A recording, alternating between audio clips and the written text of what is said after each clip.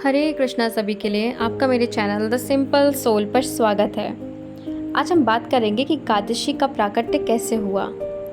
श्री एकादशी के प्राकट्य के विषय में पद्म पुराण के 14वें अध्याय में क्रिया सागर सार नामक खंड में वर्णन मिलता है। एक बार ऋषि श्रेष्ठ जैमिनी ऋषि ने अपने गुरु से पूछा, हे गुरुदेव, आपने पूर्व में मुझ पर कृपा करते हुए गंगा नदी का इतिहास, विष्णु की उपासना के लाभ, अन्न के दान, जल के दान और ब्राह्मणों के पदाभिषेक में प्रयुक्त जल के लाभ के विषय में बताया।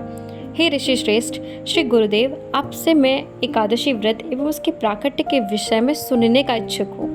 एकादशी का जन्म कब हुआ और वह किससे उत्पन्न हुई? एकादशी के दिन व्रत करने का क्या नियम है? कृपया इस व्रत का पालन करने के लाभों के विषय में और कब इसका पालन करना चाहिए?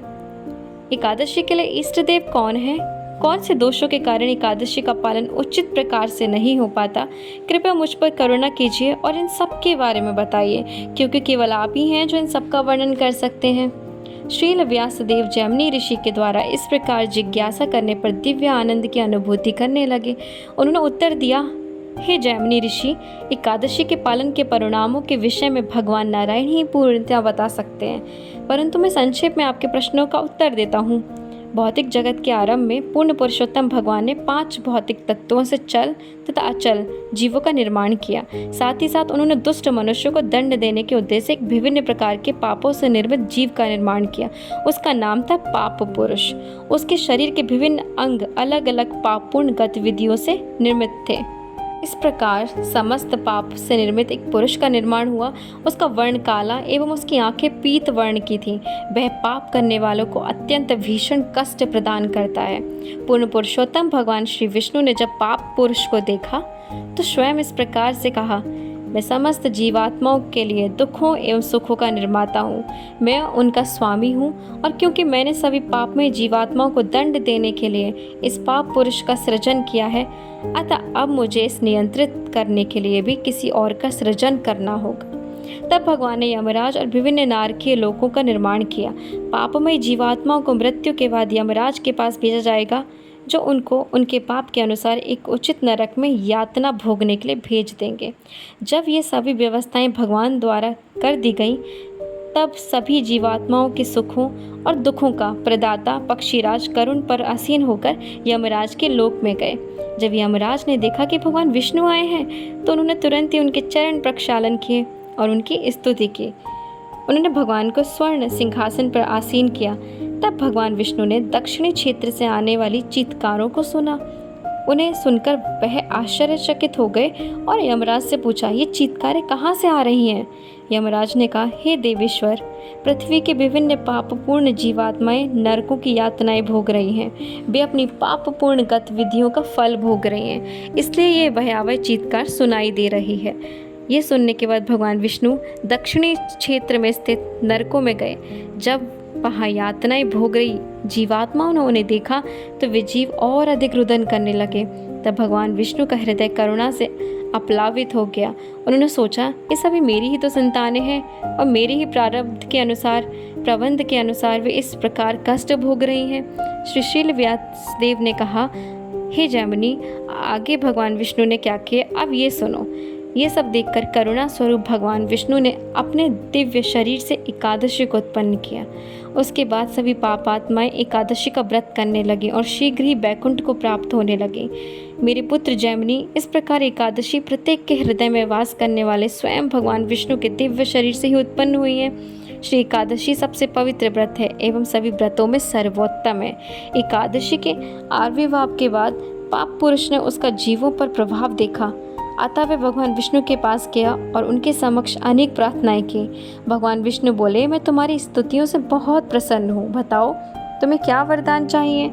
पाप पुरुष ने कहा, मैं आपसे उत्पन्न आप ही की तो संतान हूँ, और मेरे द्वारा आप चाहते थे कि पापात्माएं प्रताड़ित हों, परंतु अब एकादशी के प्रभाव के कारण मैं निष्क्रिय एवं पूर्णतः नष्ट हो गया हूँ। हे प्रभु, जब मेरी मृत्यु हो जाएगी तो आपके सभी अंश, जिन्होंने भौतिक देह धारण की हुई है, मुक्त होकर वैकुंठ धाम चले आएंगे।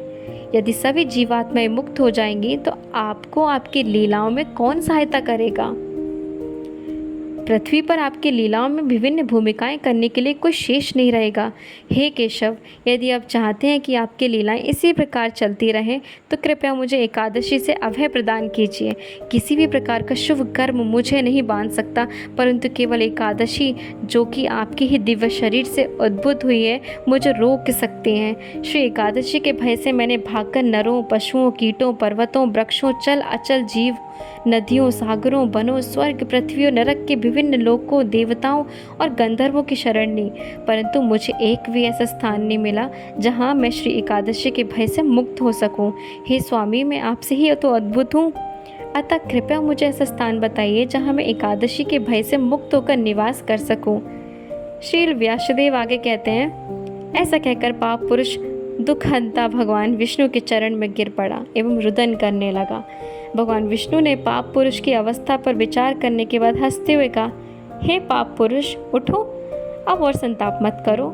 सुनो, मैं तुम्हें बताता हूँ कि तुम एकादशी के दिन कहाँ वास कर सकते हो।